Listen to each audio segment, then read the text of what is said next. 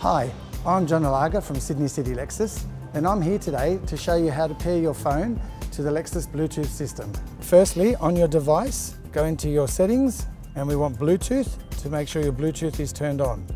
Once you've turned on your Bluetooth on your device, go to the vehicle, press the menu button, and we want to go into setup. We click on Bluetooth.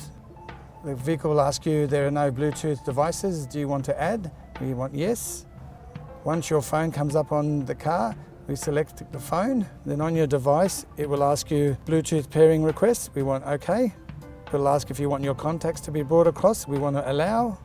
And if you'd like to use the messaging to come through the vehicle, we allow as well.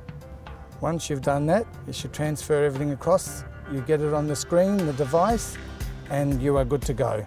You can utilise Siri to extend your phone functions in your Lexus. Use Siri to make a call, send a text message, or read your last text message.